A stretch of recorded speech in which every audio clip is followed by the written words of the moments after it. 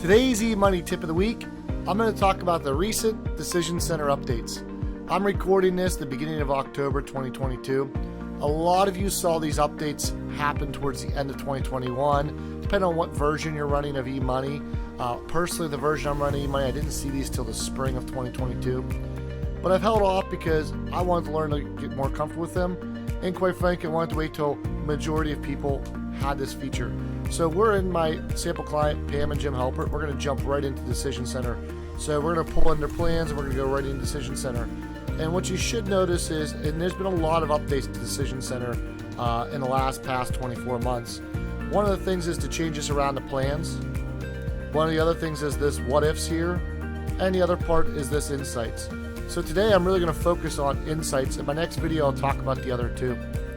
So this insights is really a new feature that we've never seen anything close to this inside of eMoney. The closest thing you can do is in the retirement module on the reports from a linear standpoint of view. You can go and look at the retirement age, but this is going to run a solver. Once you've run this the first time, you're not going to see these little light bulbs under that client, but you are going to see a recalculate one as things change inside of here. So for the liquidation strategy, your liquidation strategy is based upon what you have chosen in your software. So I have another eMoney tip of the week where I talk about the basics of the software and how to pick liquidation strategy. It's under your settings. But what this is going to do is change around liquidation strategy for this client to solve. The question is, should I pull from my IRA first or should I pull from my non-IRA first? And what you're going to see with this client, the software has solved that 100% from the qualified or retirement accounts is the best liquidation strategy. How often do we get this from clients is a question. It's on the screen, it's easy for them to see, we can talk about this. Now you might be that planner that wants to get really specific about this and doesn't want to trust the software, that's fine. But for most of your clients, this is going to be a projection of some time in the future. That's a great conversation. But this is not going to give us enough. And what you're going to see here, and I have this on lifetime portfolio value. Typically, if I'm in front of a client, if you've seen any of my other eMoney tip of the weeks, I do not like to be in lifetime portfolio value. There are very, very few times I ever get a lifetime portfolio value in front of a client.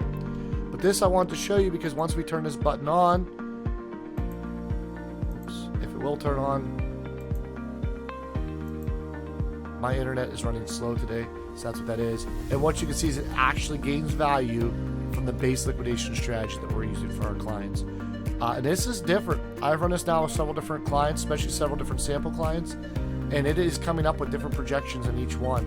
The one I just did is my favorite clients. The second favorite clients uses Don and Betty Draper sample clients, and it came for them 30% qualified and 70% non-qualified. You're going to see these things move around. And again, you can also save this to the base facts so that it can actually go into the base plan as opposed to being an additional plan. So if you talk to the client and you decide that's the liquidation strategy, go ahead and save it to the base facts. You might even want to do this not in front of a client and do it on your own. And the other one that I really like, I'm going to turn this off for a second. We're going to run this early retirement age. And so this is the question that comes up all the time in front of clients. I would encourage you to do this in front of a client where it has a light bulb there. Maybe you don't want to, maybe you'll be more prepared, but I just think it's kind of a great conversation to have in front of clients.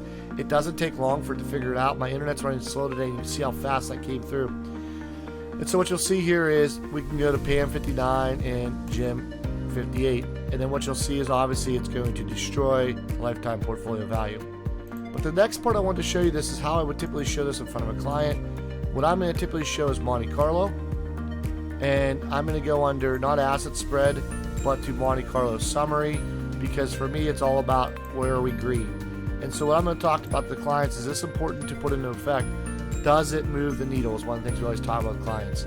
If it doesn't move the needle, it's not that important. You can see from a Monte Carlo standpoint of view, it actually hurts them. Let's go to here from a Monte Carlo standpoint of view. This is going to hurt them because they're retiring earlier, but at least they can see where they're at. Now, a lot of you, and part of why I did this on the Monte Carlo, might be saying, I don't understand, Greg. Why is they saying they're solving it? Because they're solving based upon linear projections. That's why I showed you that first screen. That first screen is on a linear projection. In case you want to know more about it, eMoney's done a great job of putting what these are inside of here.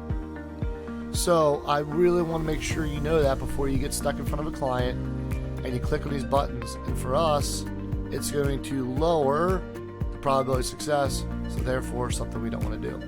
So I hope this helps you.